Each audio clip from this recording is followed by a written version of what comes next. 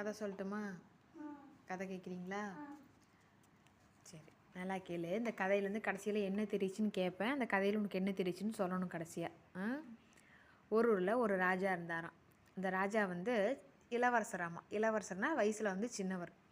அவர் என்ன பண்ணுறாராம், காட்டில் வந்து வேட்டையாட போகலாம் அப்படின்னு சொல்லி போட்டு தன்னோட அமைச்சர்கள் எல்லாத்தையும் கூட்டிகிட்டு காட்டுக்கு வந்து வேட்டையாட போனாராம்.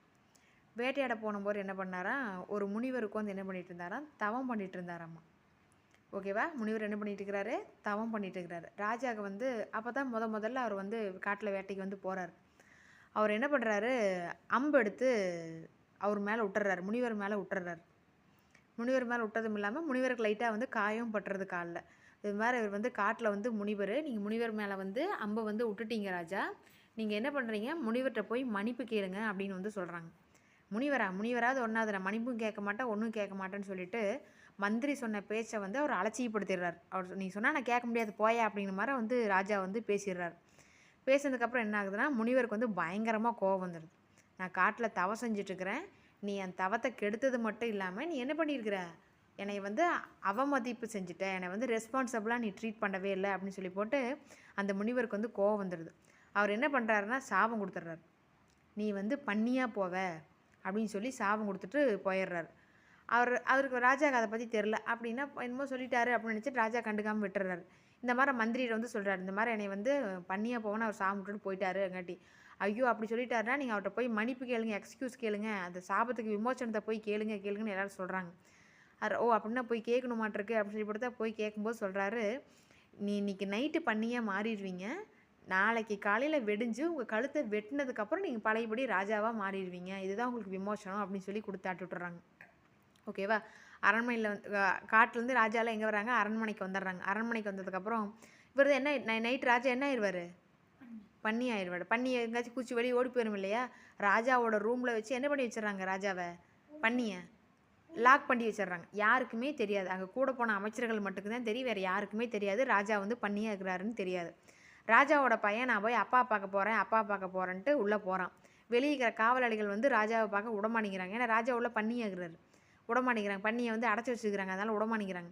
இல்லை நான் அப்பா பார்த்தே தான் தீருவேன் அப்படின்னு சொல்லி போட்டு போகிறான். அப்புறம் வந்து மந்திரி கூப்பிட்டு சொல்கிறார், இந்த மாதிரி பார்க்க முடியாது, வெயிட் பண்ணுங்கள், இந்த மாதிரி வெட்டினதுக்கப்புறம் தான் அவர் ராஜாவாக மாறுவார்னு சொல்லிடுறாங்க. இப்போ அந்த பண்ணிக்கு என்ன தெரியும், நம்மளை வந்து காலையில் என்ன விட போகிறாங்கன்னு தெரியும், வெட்ட போகிறாங்கன்னு தெரியும். போய் கதவை நீக்கினோடனே அது என்ன பண்ணுது, பன்னிக்குட்டி தெரித்து ஓடிடுது. ஏதாவது ஒரு உயிரை நாம் வந்து வெட்ட போகிறோம், கொல்ல போகிறோம்னு அந்த உயிருக்கு தெரிஞ்சு அந்த உயிர் என்ன பண்ணும், அந்த இடத்துல நிற்குமா, ஓடுறதுக்கு பார்க்குமா, ஓடிடும். அதே மாதிரி அந்த பன்னிக்குட்டி என்ன ஆயிடுது, தப்பிச்சு அதுலேருந்து ஓடிடுது. ஓடிட்டு அது என்ன பண்ணுது, காட்டுக்குள்ளே போயிடுது. காட்டுக்குள்ளே போயிட்டு பண்ணி வந்து பன்னிக்கூடத்தோட சேர்ந்து பண்ணியாக வாழ ஆரம்பிச்சிருது. ரொம்ப நாள் கழித்து தொலைவி கண்டுபிடிக்கிறாங்க ராஜா பண்ணியை. நீங்கள் தானே ராஜா, எதுக்கு இப்படி தப்பிச்சு ஒடியாந்தீங்க அப்படின்னு சொல்லி கேட்குறாங்க. நீங்கள் என்னை கொல்றேன்னு சொன்னதுக்கப்புறம் நான் பயந்துட்டு வந்துட்டேன். அவங்க பையன்கிட்ட சொல்கிறாரு ராஜா பண்ணி வந்து அவங்க பையன்கிட்ட சொல்லுது, இப்போ பாரு இவனோட சித்தி பண்ணிக்கிறாங்க, 2 தங்கச்சி பண்ணி 2 தம்பி பண்ணியோட காட்டில் சந்தோஷமாக வாழ்ந்துட்டுருக்கிறேன், எனக்கு இந்த வாழ்க்கையே போதும் அப்படின்னு சொல்லி போட்டு ராஜா காட்டிலே இருந்துடுறாரு. ராஜானா அது ராஜா பண்ணி காட்டிலே இருந்துருது. இதுலேருந்து என்ன தெரியுது, ஒருத்தங்களை கொல்லக்கூடாது. உனக்கு என்னம்மா தெரியுது?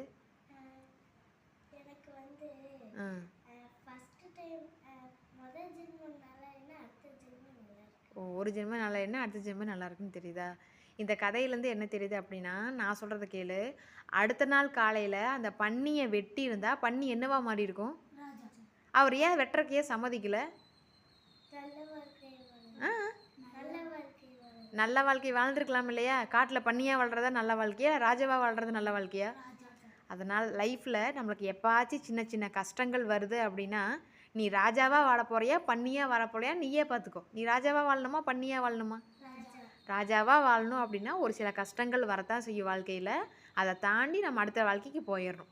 இப்போ தப்பிச்சு போனங்காட்டி தானே பண்ணியாவே காட்டில் திரிஞ்சிட்டு இருக்கிறாரு.